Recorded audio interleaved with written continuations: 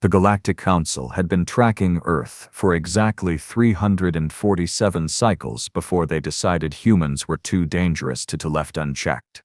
Not because of their weapons, though those were certainly concerning, but because of something far more unsettling: their persistence. And Vel'thar, by the way, senior xenobiologist for the Quarren Collective, and if you'd told me 5 years ago that I'd be standing in front of the Council, explaining why we shouldn't glass a Class 3 death world, I would have laughed all 4 of my respiratory chambers empty.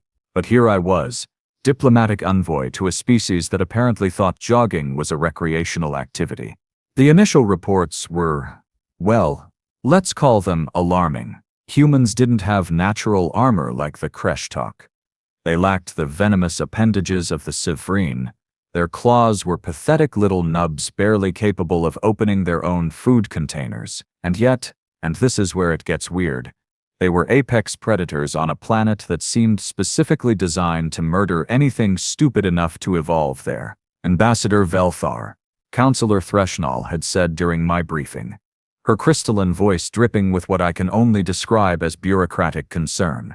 Your preliminary assessment suggests containment protocols. Elaborate. I'd pulled up the holo display, showing Earth in all its terrifying blue and green glory. Humans evolved through a process called persistence hunting. They don't kill their prey immediately. They follow it. For hours, sometimes days, until it literally dies from exhaustion. The council chamber had gone silent. Even Threshnall's usual luminescent flickering had stopped. They tire their prey to death? This from Councillor Mexerin, whose species had evolved on a low-gravity moon and found the concept of extended physical exertion baffling. Correct. Their bodies have specialized cooling systems. They leak water through their skin to regulate temperature. This allows them to run in conditions that would cause most species to overheat and shut down. They can track wounded prey for 20-30 kilometers without stopping. What I didn't mention in that briefing, because I didn't know yet, was that persistence hunting was just the beginning. Humans had taken that evolutionary quirk and weaponized it in ways that made absolutely no sense from a survival perspective. Fast forward 6 months, and I found myself actually on Earth, specifically in a place called Montana, which the locals assured me was pretty mild compared to their other ecosystems. Mild. The gravity alone made my exoskeleton creak, and the atmospheric oxygen levels had me feeling like I'd consumed 3 doses of combat stimulants. My guide was a woman named Kira Okonkwo, a wildlife biologist who'd volunteered to show me around their so-called nature preserves. She was built like most humans, disturbingly bipedal, forward-facing eyes that tracked movement with predatory precision, and a smile that showed entirely too many teeth. So, she said, adjusting the straps on her pack with practiced ease, you wanted to see Earth's apex predators, right? I'd been expecting a controlled observation from a safe distance, maybe through reinforced viewing glass. What I got instead was Kira handing me something called hiking boots and announcing we were going to track grizzly bears. Track, I repeated, my translator struggling with the casual way she'd said it. As in, follow. Intentionally. Well, yeah, she said, already moving up a trail that seemed designed specifically to violate every safety regulation in the collective's handbook. How else are we supposed to study them? The next 6 hours redefined my understanding of insanity. Kira moved through terrain that would have hospitalized most species with the kind of efficiency that spoke to millions of years of evolution, saying, yes, this is fine. Walking up a 70-degree incline while carrying 20 kilos of equipment is totally reasonable. Humans don't actually hunt bears anymore, right? I asked, my respiratory systems working overtime. This is purely academic? Kira laughed, a sound I was learning meant either genuine amusement or imminent danger. Well, some people do. It's regulated, though. Most of us just like knowing they're out here. She paused, pointing to a massive claw mark on a tree trunk. Fresh. Maybe 3 hours old, male, probably around 400 pounds. And we're following it. Sure. From a safe distance. Her definition of safe distance apparently meant close enough to smell it. We found the bear near a river, fishing, and I use the term fishing loosely. What the creature was actually doing was standing in rushing water and snatching salmon out of the air as they jumped upstream. Each fish weighed maybe 15–20 pounds. The bear was catching them with casual ease, eating a few bites, and discarding the rest. "Beautiful, isn't he?" Kira whispered. I was about to ask what possible definition of beautiful could apply to a 300-kilogram ball of muscle, claws, and territorial aggression, when the bear looked directly at us. Every instinct I possessed screamed at me to run. My species had evolved as prey animals on a moon with very polite predators who had the decency to be smaller than us. This thing could have used me as a toothpick. Kira didn't move, just stood there, maintaining eye contact with a creature that could disembowel her with one swipe. The bear huffed, went back to fishing. "See?" she said quietly. "He knows we're not a threat, we're not acting like prey, and we're not challenging him. Just existing in the same space." That's when it hit me. Humans didn't just hunt their prey into exhaustion. They'd learned to coexist with predators that should have killed them, learned to read their behavior, to predict their movements. They'd turned their prey drive into something else entirely, understanding. But the real shock came 3 days later. Kira had introduced me to a colleague of hers, a man named Hassan Kazemi, who specialized in something he called extreme environment research. He was preparing for an expedition to Alaska to study wolf packs, and somehow I still don't know how this happened. I ended up agreeing to go along. "Wolves are fascinating," Hassan explained on the flight north. He was eating something called beef jerky with disturbing enthusiasm. They're one of the few species that humans actively brought back from the brink of extinction. "You nearly drove them extinct?" I asked. "Oh yeah, we were really good at killing things for a while.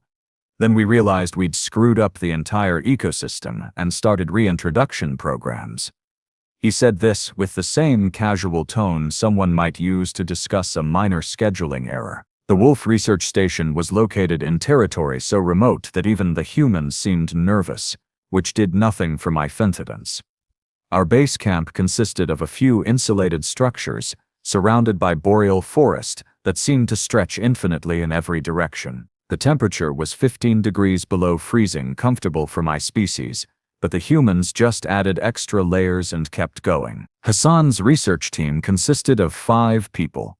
Himself, a tracker named Yuki Tanaka, a veterinarian named Rashid Osman, a data analyst named Sophia Mendez, and a pilot named Bjorn Carlson, who'd flown us in and was apparently staying because, and I quote, "wolves are cool." The first night, we heard them howling. I'd heard predator calls before. The Kreshtok have ceremonial hunts that involve truly terrifying vocalizations. But wolf howls were different. They weren't aggressive or territorial. They were communicative.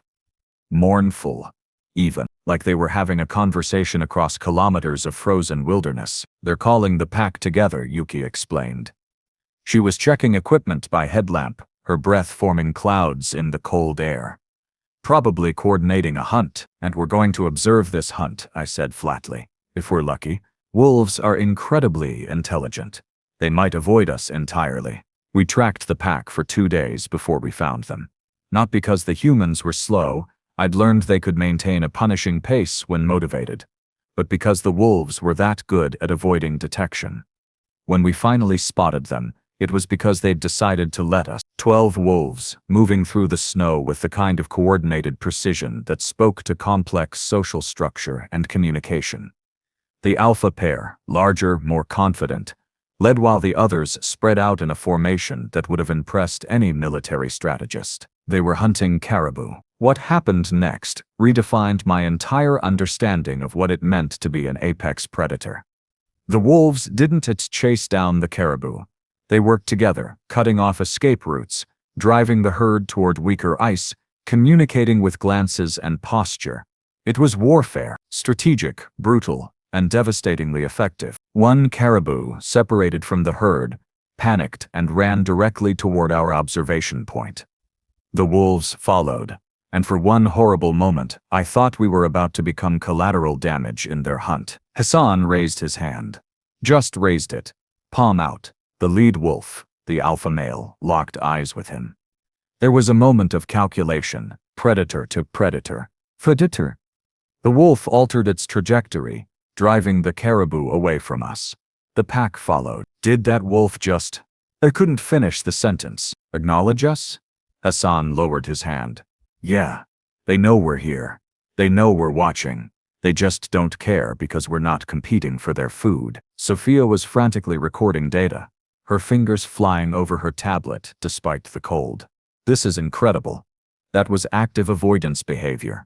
He made a conscious decision to adjust the hunt pattern based on our presence. The wolves took down their prey about 300 meters from our position, and what followed was even more disturbing than the hunt itself. They didn't waste anything.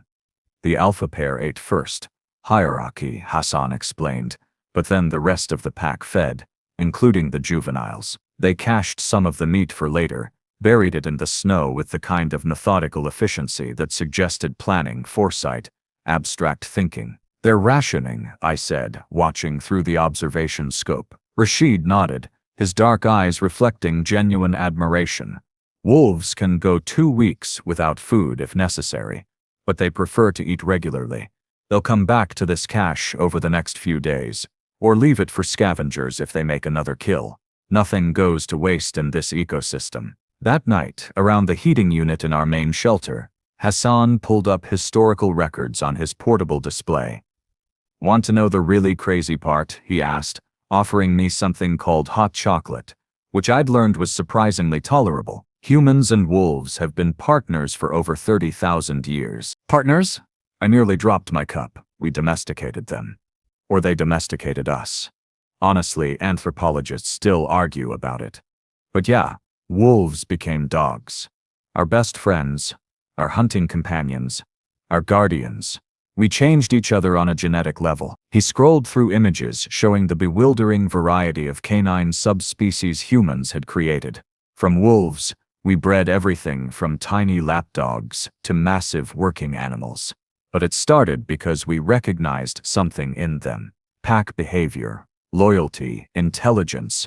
We saw ourselves. Yuki was sketching in a field journal, her hands steady despite the cold. My grandmother always said that humans and wolves taught each other how to hunt in packs. Before dogs, we were just individual hunters, persistence predators like you mentioned. After, we became coordinated, strategic. Wolves showed us how to work together. But you nearly exterminated them, I pointed out. Yeah, Sophia said quietly. She was the youngest of the group, maybe 25 cycles old. We did. Because we're also really good at being stupid and short-sighted. Took us a while to realize that apex predators aren't competition. They're essential. Remove wolves from Yellowstone, and the entire ecosystem collapsed. Deer overpopulated. Vegetation died. Rivers changed course. Everything connected. So you brought them back. We brought them back, Hassan confirmed. Spent decades and massive resources reintroducing them, protecting them, studying them. Because we finally understood that being an apex predator doesn't mean dominating everything else. It means maintaining balance. The next day, something happened that I still have trouble explaining to the council. We were tracking the same pack, monitoring their movement patterns, when Bjorn, who'd been scouting ahead, came running back to camp with what can only be described as controlled panic. We've got a problem. There's an injured juvenile about 2 clicks north. Looks like it got separated from the pack and ran into something bigger. How big? Hassan was already grabbing medical supplies. Grizzly tracks. Fresh. The humans moved with sudden intensity, and I found myself swept along in their urgency. We found the young wolf in a shallow ravine. Its back leg torn up badly, blood staining the snow. It should have been terrified of us. We were large, unknown, approaching quickly. Instead, it just watched us with eyes that seemed far too intelligent for comfort, whimpering softly. Rashid approached slowly, hands visible, making soft vocalizations. The wolf's ears flicked forward, listening. Okay, little one, Rashid murmured, close enough now to examine the wound. Let's see what we're dealing with. Hassan, I'm going to need the sedative.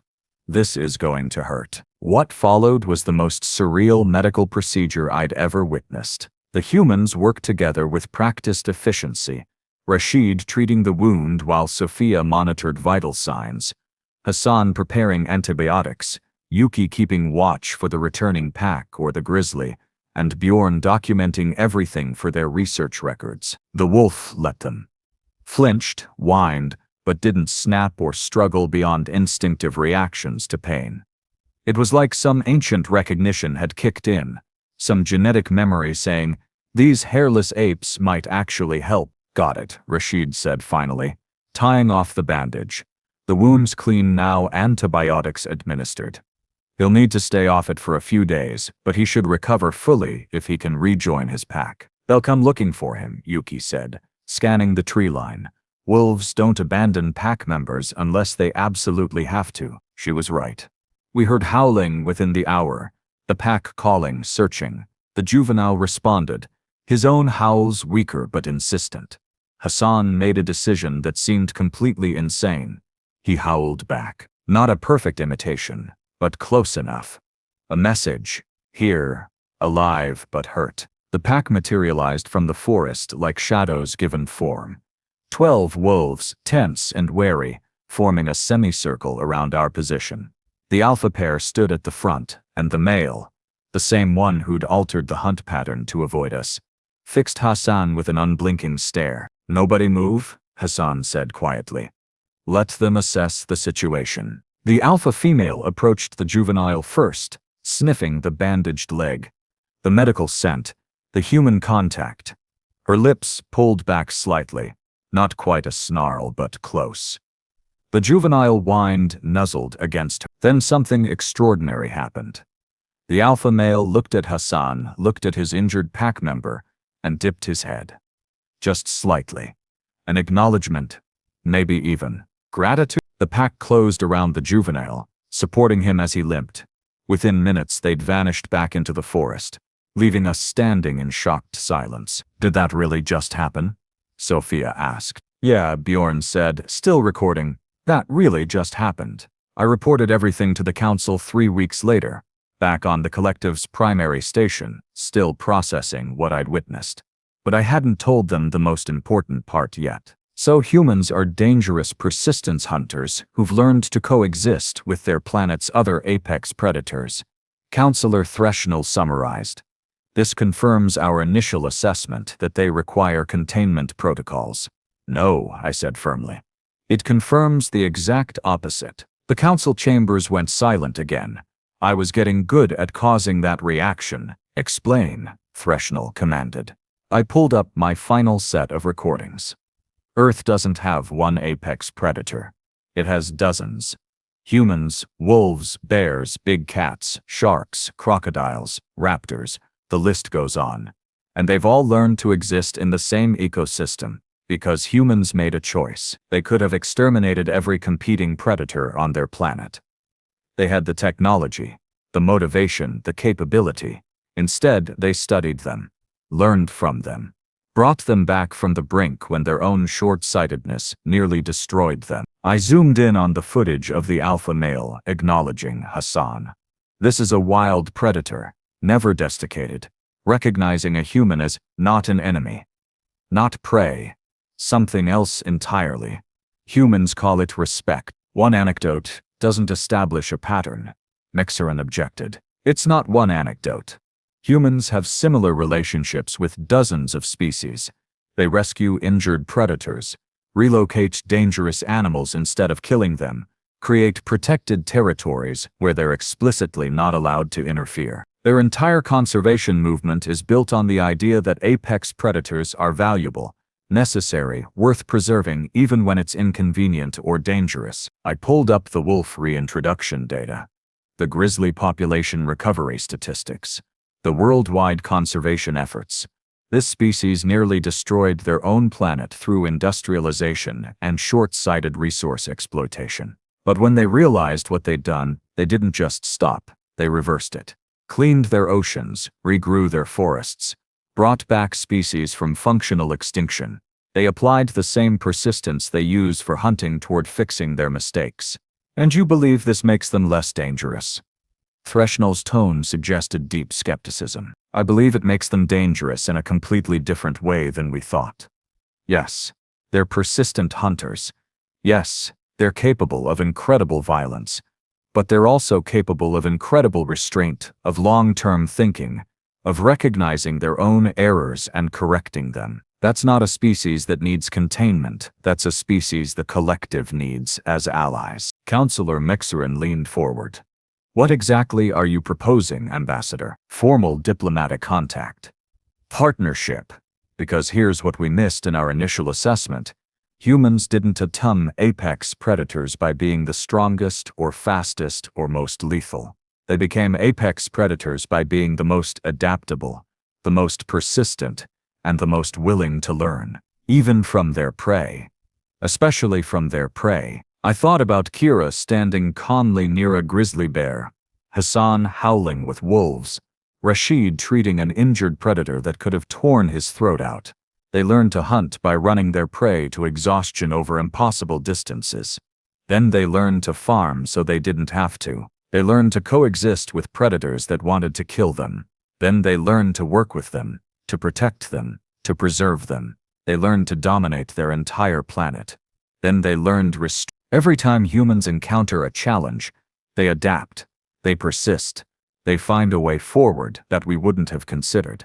And they do it while maintaining pack bonds, family, friendship, loyalty, that would put most of our diplomatic corps to shame.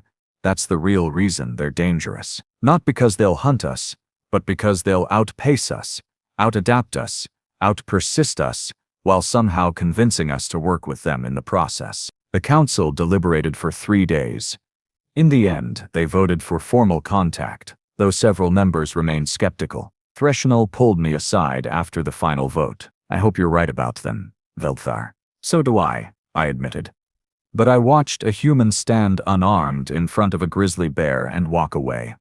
I watched a wolf pack acknowledge humans as something worthy of respect. I watched a species that nearly destroyed itself choose preservation over domination. If we're looking for allies in this galaxy, I can't think of a better place to start than with a species that learned to be apex predators, and then learned when not to kill. 3 months later, I was back on Earth, this time in Geneva, for the first official contact between humanity and the Galactic Collective. Kira was there, part of the human delegation, along with Hassan and about 50 other scientists, diplomats, and amusingly several dogs. Couldn't have first contact without humanity's oldest partners, Kira explained, scratching a golden retriever beside the ears.